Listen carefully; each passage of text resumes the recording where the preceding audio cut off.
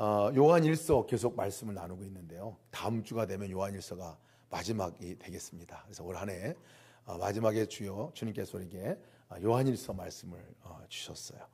사랑하라는 말씀도, 믿음으로 승리하라는 말씀도, 미워하라는 그 미움의 삶도, 청산하라는 말씀도 계속 해주신 말씀이 요한일서 말씀입니다. 주님과 사귐이 얼마나 큰 복이고, 주님과 교제하는 것이 얼마나 큰 능력이고, 우리 삶 가운데 사랑으로 살아가는 것이 얼마나 놀라운 은혜인가 하는 부분들에 대해서 나눠주셨는데, 오늘 그 마지막 장에 사도 요한이 이 성경을 쓴 목적이 있다는 걸 또 분명하게 얘기를 합니다. 내가 이 성경을 쓴 목적이 있습니다. 그 목적이 뭐냐면 오늘 13절에 나온 말씀이에요. 그렇게 여러 말로다가 쓴 목적이 있습니다. 이 성경을 쓴 목적이 있습니다 라고 얘기를 하는데, 그 말씀을 제가 읽어드릴게요. 내가 아들의 이름을 믿는 너에게 이것을 쓰는 것은 너희로 하여금 너에게 영생이 있음을 알게 하려 함이니라 그랬어요. 영생이 있음을 알게 하려 함이니라. 잘 읽어야 돼요. 성경 읽을 때 우리가 꼼꼼하게 읽어야 되는데요, 영생을 얻게 하기 위해서 내가 이 말씀을 쓴 게 아니다 라는 말씀이에요. 영생을, 이 말씀을 듣고 너가 깨닫고 그래서 너가 영생을 얻게 될 거야, 그렇기 때문에 내가 이걸 쓰는 거 아니라, 이미 너희에게 영생이 있는 거, 이미 너희에게 영원한 생명이 있다는 것을, 그것을 알게 하기 위해서 썼다는 거예요. 알게 하기 위해서. 영원한 생명이 뭡니까? 우리가 어떻게 영원한 생명을 얻습니까? 영원한 생명 대신 예수님이 내 안에 이미 들어와 계시잖아요. 그 영원한 생명이 나의 생명이 되어주셔서 내 안에 거하여 주셔서 이제 너는 영원한 생명을 가진 사람이야. 그거 확실하게 해라. 그거 잊지 마라. 그거 확인해 주려고 내가 이 말씀 쓴 거야 라는 말이에요. 이런 말이에요.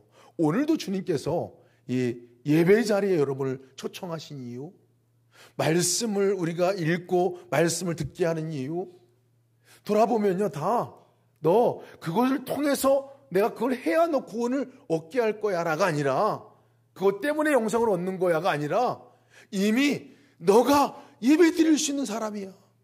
이미 너는 말씀 안에서 말씀으로 살 수 있는 사람이야. 이미 너는 사랑으로 살 수 있는 사람이야. 이미 너는 세상과 다른 사람으로 살아가는 영생을 가진 사람이야. 그거 알게 하려고 내가 이것을 쓰는 것이라고 강조해서 지금 얘기하고 있는 거예요. 여러분들 안에 영생이 있는 거 믿으시기 바랍니다. 영생은요, 죽고 나서 가는 게 영생만이 아니에요. 그건 생명은 영원한 생명. 그러면 천국 가는 거 바로 이렇게만 생각하는데 아니에요. 영원한 생명 되신 예수님께서 내 안에 오셔서 그 생명으로 살아가는 그 삶을 너가 이제 살게 되는 거야. 그 삶을 사는 거야 하는 것을 알려주기 위해서 이 말씀을 쓴 거죠. 그래서 사랑을 막 얻으려고, 사랑을 하려고 막 애쓰고 노력하는 삶이 아니라, 사랑하게 될 거야. 넌 사랑하게 될 사람이야. 사랑할 사람이야 라는 말이에요. 세상의 그 어려움 가운데서 이기려고 애쓰고 힘쓰고 막 고군분투하고 하는 그 삶에서, 아니야, 이제는 너가 이제 이미 이겨놓은 싸움 가운데서 예수님과 함께 이기는 삶을 살게 될 거야. 너는 이제 이기게 될 거야. 이 말이에요. 이 말이 오늘 이 사도 요한이 성경을 쓴 목적이라는 거예요. 여러분, 우리에게 영원한 생명이 있음을 믿으시기 바랍니다. 그분은 예수십니다. 그분은 예수세요. 이 영원한 생명을 가진 사람, 영원한 생명이 있는 우리, 예수 생명으로 살아가는 사람에게 오늘 사도 요한은 마치 마지막에 결론을 내리는 것 같이 말씀을 하나 나눕니다. 그게 뭐냐면, 그런 사람들에게 담대한 축복이 있다. 그런 사람들에게 주는 놀라운 축복이 있다. 영생을 가진 사람들이 가진 특권과 축복이 있는데 그거 기억하고 꼭 그거 해라 라는 말씀이에요. 그게 뭐냐면 기도입니다. 기도예요. 기도. 영생을 가진 사람이 가장 강력한 무기, 가장 강력한 특권, 그게 뭐냐? 기도라는 거예요. 14절 말씀 보니까 그를 향하여 우리의 가진 바 담대한 것이 이것이니 그의 뜻대로 무엇을 구하면 들으심이니라 라고 말씀합니다. 주의 뜻대로 구하면 들어주신다는 거예요. 기도하면 들어주신다는 거예요. 그 전에 기도할 수 있는 사람으로 너를 여겨주셨다는 거예요. 여러분, 이것이 얼마나 놀라운 일인지 모릅니다. 우리 성도들 가운데 가장 큰 축복이 뭘까? 가장 큰 축복이 뭐고 가장 큰 능력이 뭘까 보면요, 기도하는 거예요. 기도하는 거예요. 왜 그러냐면요, 기도는 자녀만이 할 수 있기 때문에 그렇습니다. 하나님을 아버지라 부르는 자녀만이 아버지하고 기도할 수 있기 때문에 그렇습니다. 믿지 않는 사람들에게는 가질 수 없는 특권이죠. 여러분, 자녀만이 아버지와 담대하게, 당당하게 나가서 얘기할 수 있지 않습니까? 대화의 문이 터졌어요. 대화의 문이 터졌어요. 아이들은요, 뭐 맡겨놓은 것도 없는데, 뭐 이렇게 달래, 그죠? 맡겨놓은 것 정도뿐만이 아니라 자기 것 같이, 마치 자기 것 같이. 그냥 달래요. 안 주면 뒤집어져요. 뒤집어지고. 세상 정말, 뻔뻔한 게 자녀 아니에요? 와가지고 뭐 달라고 할 뿐만 아니라, 뭐 땡깡 피고 뭐 그냥 종같이 부리고 사회 나가서 이렇게 보면 다 포지션이 있는 분들인데 집에 가면 완전히 그냥 밑바닥 인생이에요. 부모들은 자녀들을 섬기기 위해서 마치 그냥 종이 되기 위해서 태어난 것 같이 아이들이 그렇게 하잖아요. 자녀들이. 다른 데 나가면 말도 걸기 어려운 분인데도 집에 가면요, 그냥 원초적인 언어로다가 얘기하잖아요. 원초적인 언어로다가 대화하고. 나이가 많아도 아이들은 여전히 반말해요. 그죠? 여전히 반말하고. 자녀와 부모의 관계를 보면요, 벽이 없어요, 사실. 대화의 벽이 없어요. 터져서 얘기할 수 있는 사이잖아요. 함께 얘기할 수 있고, 함께 나눌 수 있고, 무엇이든지 얘기할 수 있는 그것. 여러분, 이걸 다른 표현으로 말하면 기도예요, 기도. 대화가 기도걸론이 사실은. 우리가 기도에 관한 부분들을 오해하고 할 때가 많죠. 기도가 마치 무엇을 딱 각구를 맞춰가지고 그것을 간구하고 하나님께 요청하고 드리는 이것만 기도라고 생각하는 분들에게 있어서는 기도의 아예 그 본질적인 의미를 잘 모르는 거예요. 기도할 수 있다는 것은요, 하나님과 대화의 문이 열렸다, 이런 얘기예요. 벽이 없는 대화의 문이 열렸다. 언제 어디서든지 어떤 형편과 어떤 상황에서든지 하나님과 대화의 문이 열렸다는 거예요. 언제든지 너 하나님과 대화할 수 있어. 언제든지 하나님께 요청할 수 있어. 언제든지 하나님께 말할 수 있어. 언제든지 너의 마음을 토로할 수 있어. 어느 상황, 어떤 여건이든지.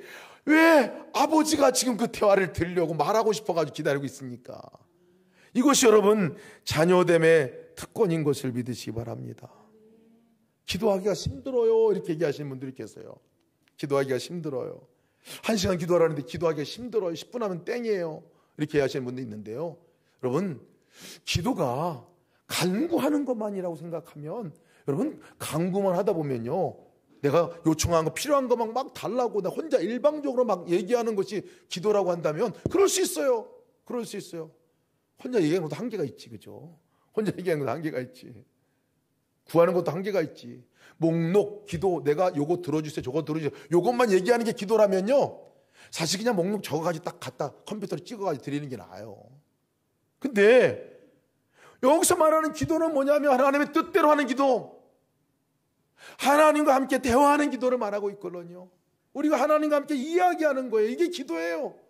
이게 하나님을 믿는 사람들에게 가장 강력한 특권이고 권리고 권세라는 사실을 믿으시기 바랍니다.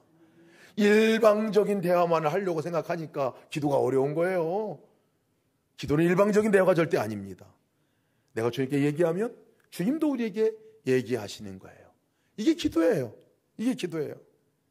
제가 막 얘기를 한참 우리 아들에게 아주 명언이 담겨진 것들을 포함해서 얘기를 했는데 1시간을 한 것 같아요. 차 안에서. 그랬더니 아이가 끝나고 나서 차에 내리면서 아빠 설교 참 잘 들었어요, 이렇게 얘기하더라고요. 그 이후로다가 저희 아내가 저에게 하는 습관이 하나가 있습니다. 뭐냐면 제가 혼자 5분 이상 얘기하면 쿡쿡 찔러요. 혼자 5분 이상 얘기하면 쿡쿡 찔러요. 여보 그거 설교야. 누구하고 만나잖아요. 우리 성도님들하고 만나도요. 여러분 잘 보세요. 10분 이상 지나면 뭐가 와요. 예, 뭐가 온다고요. 혼자 10분 이상 얘기하면 그거는 설교가 될 가능성이 많아요. 대화는 쌍방간에 주고받는 게 대화잖아요. 내가 얘기하면 듣고 들으면 또 내가 거기 반응하고. 이게 기도거든요. 이게 대화예요. 하나님과의 대화예요. 그러니까 우리가 오늘 우리에게 주신 담대한 특권이 뭐냐면 하나님과 이 대화를 할 수 있는, 너 혼자 얘기하는 것뿐만 아니라 하나님의 얘기도 듣고 함께 대화할 수 있는 특권을 주셨다는 거예요. 여러분 이것이 동행입니다. 이것을 동행이라고 말해요. 이걸 동행이라고 말해요. 여러분 그 동행을 누리시는 여러분 되시기를 축복합니다. 그의 뜻대로 무엇을 구하면 들으심이라. 이런 말은요, 너 뜻만 말하지 말고 내 뜻 좀 듣고 그 뜻에 따라 같이 좀 얘기해보자. 그거 네가 좀 얘기 좀 해줘. 여러분 하나님의 뜻은 이미 응답된 거예요. 그렇잖아요 여러분. 하나님이 뜻하고 계신 건 이미 응답하는 거예요. 내가 얘기할 때 내 뜻을 주님께 강구할 때 이것이 지금 들어줄지 아니면 이것을 기다려고 할지 아니면 이것을 안 된다고 해야 될지 모두가 다 응답이거든요. 여러분 생각해 보세요. 모든 것들은 기도는 응답이 되거든요. 근데 내 뜻은 기간이 필요하기도 하고 때로는 그것이 지금 들어주면 안 되는 거기 때문에 그것이 기다리거나 아니면 아예 그것은 안 들어주는 게 기도 응답이 된 것도 있어요. 그런데 하나님의 뜻은요, 하나님이 원하시는 건데 기뻐하시는 건데 그것을 이루어지면 내 삶이 더 기쁨으로 내 삶이 더 풍성함으로 나갈 수 있는 거기 때문에 그 뜻대로 구하는 기도는요 100% 들어주시는 거예요. 응답되는 기도가 된다는 거예요. 그래서 여러분 기도할 때 여러분 이 기도는 삶에서 하는 기도거든요. 근데 기도의 자리에 나오더라도 제가 꼭 아침에 나와서 이 자리에 기도하는데요, 기도할 때 묻습니다. 주님께. 주님 오늘은 무슨 기도할까요?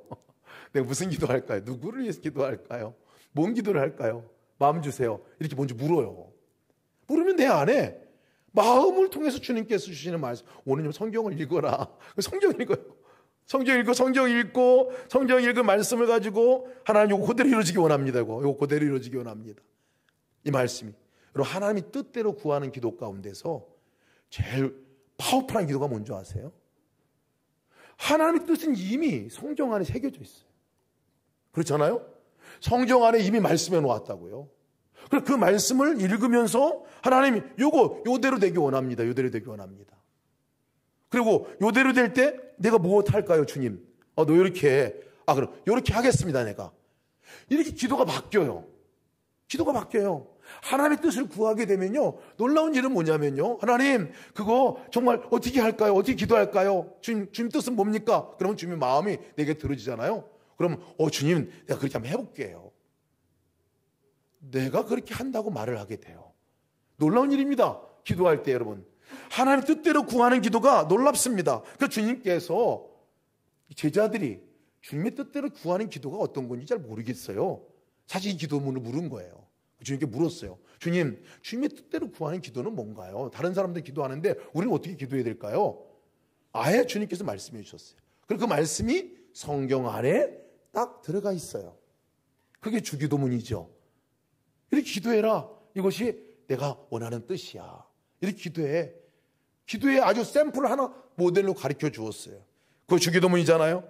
너는 이렇게 기도하라. 하늘에 계신 우리 아버지여. 하나님 이름을 부르고 기도해라. 거룩히 아버지의 이름이 거룩히 여김을 받으시오며 하나님의 이름이 거룩히 여김을 받 하나님의 이름이 자랑되게 하는 삶이 되게 하여 주시기를, 하나님의 나라가 이 땅에 임하기를, 하나님의 뜻이 이루어지게 하여 주옵소서. 그렇게 기도하라고 얘기해 주고 있어요. 이런 걸 양식을 우리에게 허락해 달라. 우리가 준 양식을 감사합니다. 또 허락하신 은혜를 감사합니다. 죄 지은 사람을 용서해 준 것 같이 우리의 죄를 용서해 주십시오. 하나님 그 사람 내가 용서합니다. 하나님 내가 용서해 주신 거 감사합니다. 악에서 구하시옵소서. 악한 세계 가운데서 우리를 얼마나 사단이 우리를 끌어당깁니까? 시험거리가 많습니까? 거기서 나 건져내 주세요. 여기서 나 건져내 주길 원합니다. 말씀을 이렇게 붙들고 말씀을 읽어가면서 이렇게 기도하잖아요. 그럼 기도가 꼬리에 꼬리를 물고 기도가 됩니다. 대화가 됩니다. 죄 지은 자를 용서해 주신 것 같이 하나님 나에게 죄 용서 안 한 사람이 있는데요. 어떻게 할까요? 용서하라는 마음을 주시면 용서합니다. 아니면 너 가서 그 사람에게 어떻게 해라 마음 주시면 그렇게 하는 거거든요. 이게 주님의 뜻대로 구하는 기도예요, 사실은. 그래서 어떻게 할지 모른다. 먼저 물어보고요. 그래도 모른다. 말씀 읽으면서 말씀 가운데 주신 것들을 붙들고 기도하면요. 여러분, 그 기도가 하나님의 뜻이, 이게 하나님의 뜻이구나. 내 마음에 새겨지고 그것이 내 삶이 되어지게 됩니다. 그것이 끌어가지게 되죠. 그래서 우리 삶이 기도로 변화되는 놀라운 삶을 경험하게 되게 됩니다. 그래서 저는 꼭 기도할 때 이 필기도를 가지고 기도해요. 써가면서 주신 말씀이 있으면 이게 하나님 뜻이구나. 그거 가지고 기도하고 이렇게 살라고 하시는구나. 가지고 적어보고 누구를 기도할까? 이 사람을 기도하겠구나. 주님 주신 말씀이 뭡니까? 그럼 말씀 막 구하면 또 말씀 생각나면 적어가지고 보내주고 이것이 제가 우리 기도하는 루틴의 삶이 너무 행복해요. 그 시간이 너무 좋아요. 여러분 기도는 특권인 것을 믿으시기 바랍니다. 산에 가서 막 기도하고 막 가서 1시간 기도 안 하면 1시간 기도 1시간짜리 축복, 2시간 기도 2시간짜리 축복, 뭐 3시간 하면 3시간짜리 축복, 뭐 이게 아니라는 거예요. 기도는 우리가 주님과 함께 누리는 것임을 믿으시기 바랍니다. 그런데 오늘 말씀을 잘 읽어봐야 돼. 진짜 잘 읽어봐야 되는 게 뭐냐면요. 이 말씀 다음에 나오는 말씀이 더 중요해요. 뭐를 위해서 기도하라 하는 건가에 대한 부분들을 명확하게 매기해 주고 있어요. 자, 제가 읽어드릴게요. 14절 15절 말씀에 그를 향하여 우리가 가진 바 담대한 것이 이것이니 그의 뜻대로 무엇을 구하면 들으시므라. 우리가 무엇을 구하는 바를 들으시는 줄을 안즉 우리가 그에게 구하는 것을 얻은 줄을 또한 아느니라. 구한 거는 들어주신다 그랬거든요.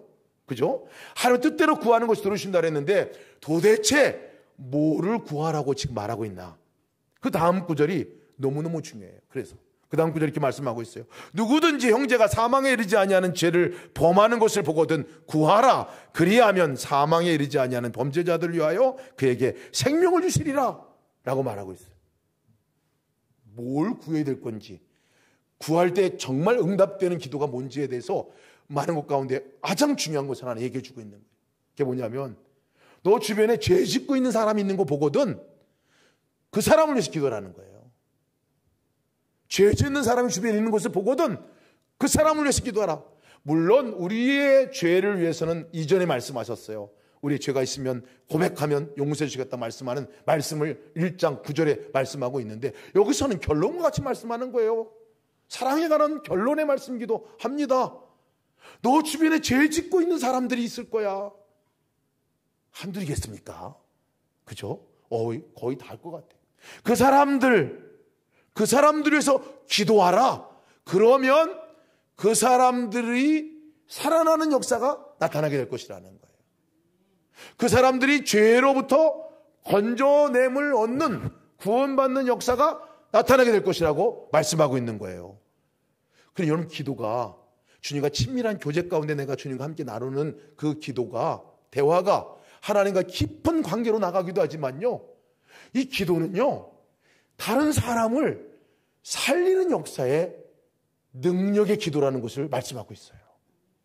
하나님께 말씀할 때 주님 우리가 대화를 나눌 때도 그러잖아요. 그 사람 좀 도와주세요. 그 사람 너무 어려워요 하나님. 이렇게 기도할 때 그 기도를 들어주신다는 거예요. 여러분 죄가 짓는다고 하는 것은요. 우리 삶 가운데 이 죄가 다 문제를 일으키는 거거든요. 서로가 갈등이 있는 거, 싸우는 거, 관계를 깨진 거, 화가 나고 분노가 나는 거, 시기 질투하는 거, 간음하는 거, 우리 안에 음란한 마음들 품는 거, 이 모든 것들이 사실 다 죄거든요. 근데 이 죄가 다 일어나고 있어요. 다 일어나고 있어요. 내 안에도 일어나고 다른 사람도 일어나고 그 죄가 끌고 가서 저만치 간 사람도 있고 아주 비스듬하게 죄인지 아닌지 구분이 안 간 사람도 있지. 그렇죠. 그러나 다 이 죄 범주 안에 우리가 허덕이고 있는 것들을 보게 됩니다. 근데 그 사람을 만날 때 어떻게 해야 되냐는 거예요. 더 구체적으로 내가 정말 미워할 수밖에 없는 죄를 짓고 있는 그 사람, 죄 짓는 그 모습을 볼 때 내가 화가 나고 분노가 나고 저 사람은 왜 저렇게 하고 있나 하고 이렇게 짜증나는 그 사람들을 볼 때 어떻게 반응해야 하는 것인가를 얘기해 주고 있는 거예요. 화내거나 참소하거나 너가 잘못했다고 해서 얘기하거나 다른 사람한테 그 사람은 왜 그렇게 살아가는지 모르겠다고 가서 비난하거나 그 사람에게 나가서 상종도 않고 관계를 끊어버리거나 이거 하지 말라는 거예요. 이거 하지 말라는 거예요. 그 사람을 위해서 기도하라. 그 사람을 위해서 기도하라는 거예요. 기도하면 그 사람의 문제가, 그 죄의 문제가 해결된다는 거예요. 죄로부터 생명으로 옮겨지는 역사가 나타나게 될 것이라고 말씀하는 거예요. 그럼 믿으십니까? 이걸 믿으셔야 돼요, 여러분. 이게 기도의 능력입니다. 내가 주 앞에 나의 잘못을 구하는 것들을 용서해 주시는 그것도 믿어야 되지만, 내가 기도할 때 다른 사람이 죄 가운데서 벗어나게 된다니까요. 그 고질적인 죄의 문제로부터 벗어나게 되는 역사가 일어나게 된다는 거예요. 그래서 우리에게 기도하라고 말씀하고 있는 거예요. 놀라운 현상이 일어납니다. 기도할 때. 나중에 제가 가만히 보니까 그 사람을 위한 것이기도 하지만 또 이것이 나를 위한 것이기도 해요. 미움의 마음이 막 내 안에 들어오면 미움을 괜히 미워합니까? 괜히 미워하는 사람 아무도 없어요. 다 상대방이 갖고 있는 죄들이 있어요. 그 어떤 나한테 화를 냈거나 돈을 떼먹었거나 내 자존심을 뭉갰거나 아니면 정말 해야 될 일들을 하지 않고 그냥 뻔뻔하게 다녔거나 뭐 여러 가지 이유로 인해서 내가 관계 가운데 미움이 일어나거든요. 그런 것들 죄라고 말하잖아요. 근데 내가 그 문제를 당면했을 때 기도를 그분을 위해서 하라는 거예요. 기도할 때 참소하거나 잘못됐다고 비난하고 그러지 말고 기도하라는 거예요. 기도하라는 거예요. 그럼 기도할 때는 어떤 역사가 일어나는 줄 아세요? 기도를 하면요, 그 사람이 미워졌던 마음들이요, 기도하고 하나님께 올려드리면요, 이상하게 그 사람이 하나님께 올려지는 순간에 형편이 돌아보게 됩니다. 왜 그랬지? 하나님 왜 그랬어요, 그 사람은? 그 마음이 들어요. 내 마음의 상태가 달라져요, 기도하면서. 그러면서 어떻게 오죽하면 저랬을까라는 마음도 들기도 하고, 아, 그럴 수도 있지라는 마음도 들기도 하고, 기도하다 보면 뭐가 또 보이냐면요, 아, 저 사람이 문제가 아니라 배후에서 조종하는 사탄의 역사가 있는 거구나. 하고 싶지 않은데 자꾸 끌려가는 사탄의 역사가 있는 거구나. 이런 것들이 기도할 때 깨달아진다니까요. 아, 저 사람은 원래 그렇게 하고 싶은 건 아닌데 자기도 모르는 사이에 자꾸 뭔가 조종당하고 죄가 끌고 가고 있는 게 있는 거구나. 여러분, 그것을 보는 순간에요, 기도 내용이 달라집니다. 기도할 때 보여요. 그리고 기도하면요, 그 사람이 불쌍하게 여겨져요. 거짓말하는 것도 불쌍하게 여겨지고, 나한테 화내는 것도 불쌍하게 여겨지고, 그렇게 내가 이전에 내가 상처만 받은 것 같은데 그 사람은 오죽하면 그것을 벗어나지 못하고 지금까지 저러고 있을까. 긍휼한 마음이 든다니까요. 여러분, 에베소서에서 분명히 말씀하고 있는 것은 우리의 싸움은 혈과 육의 싸움이 아니라고 말하고 있어요. 사람과 싸우지 말라는 거예요. 죄 짓고 있는 사람과 싸우지 말라는 거예요. 죄 짓고 있는 그 사람을 미워하지 말라는 거예요. 혈과 육의 싸움이 아니라 공중권세 잡은 사단과의 싸움인 거예요. 정사와 권세와 공중권세 잡은 사단과의 싸움이라고 그러거든요. 기도할 때 보입니다. 기도할 때 그를 조종하고 있는 사단이 보입니다. 그때 주님, 사단이 떠나가라고 명할 수 있고, 주님 저를 붙들어 달라고 기도할 수 있고, 도와달라고 기도할 수 있어요.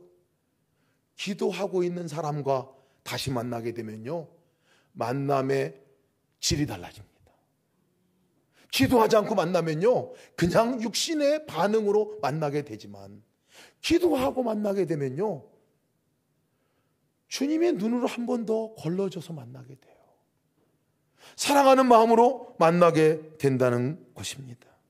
저도 너무나 이해되지 않고 너무나 미운 사람, 맨날 두 사람이 싸우는 것 같고, 맨날 그 싸움이 또 나한테 영향을 주는 것 같기도 하고, 얼굴도 보기 싫고, 그냥 보기만 하면 화가 막 나고, 뭐 이런 분이 계셨어요. 처음에는 반응하는 게 그냥 거기서 반응하는데 내가 반응하게 되고, 아예 그냥 관계도 안 하는 가운데서 끊어버리게 되거나, 그냥 말도 안 하고 그냥 침묵하는 가운데 있거나, 이렇게 대응했었는데요, 주님이 하시는 말씀은, 기도를 해봤냐 너 그 사람을 위해서? 기도는 해봤냐? 보니까 기도는 안 했어요. 화만 내고 반응은 했는데 그 사람을 위해서 기도는 안 했어요. 그 사람이 죄 짓고 있는 그 상황에 대해서 기도는 하지 않았어요. 하나님께 나가서 기도했습니다. 주님, 어떻게 합니까? 너무 힘들어요. 저 사람의 기도 어떻게 기도해야 될까요? 그때 보여주신 것이 하나님이 저 사람을 얼마나 힘들겠냐. 저 사람 진짜 아픈 거야 지금. 얼마나 아프면 저러겠냐. 정상적인 게 아니잖아. 아픈 거야. 그래서 기도했어요. 아픈 거 치료해달라고 기도했어요. 다른 표현으로 말하면 죄가 아프게 하는 거죠. 서로가 싸우고 분쟁하고 마음의 분노가 일어나고 막 정말 여러 가지 모양으로 해서 그렇게 행동할 수밖에 없는 상황까지 온 것이 너무나 불쌍하더라고요. 그래서 하나님, 저 영혼을 구원해 주세요. 하나님, 저 뒤에 배후하고 있는 악한 마음을 떠나가게 도와주세요. 내가 저 사람이 반응하는 대로 반응하지 않게 도와주세요. 그러고 나니까요, 완전히 사람을 대한 태도도 달라지고 변화가 되었습니다. 여러분, 불신자를 위해서 기도하고 있다면 예수 믿지 않는 그분들을 위해서 기도하는 거 쉬지 말기를 바랍니다. 여러분, 쉬면 안 돼요. 쉬면 안 돼요. 언젠가는 되겠지 기대만 하고 나가지 마십시오. 기도해야 돼요. 주님을 믿지 않는 그 죄가 아버지 크잖아요. 그러니까 그것을 기도해야 돼요. 주님, 그 죄가 있습니다. 하나님, 주님을 믿지 않습니다. 주님을 믿는 믿음이 저에게 생기게 도와주시고 그 죄를 용서해 주시고 저 복음을 전할 사람 보내주시고 나도 가서 전할 수 있는 역사도 허락하시고 사랑으로 다가갈 수 있도록 해주시고 기도하면요, 기도가 쌓이고 쌓이면요, 이것이 반드시 응답되는 기도는 불신자를 위한 기도예요. 반드시 응답됩니다. 죽음의 순간 앞에서도, 죽음의 순간 무의식 가운데 빠져있는 사람들에게도 찾아가서 주의 복음을 증거하고 나갈 때 손을 좀 까딱거려 보세요. 예수님 믿고 싶으면 손 까딱거려 보세요 라고 물어봤을 때 그 순간에 손을 까딱거리더라고요.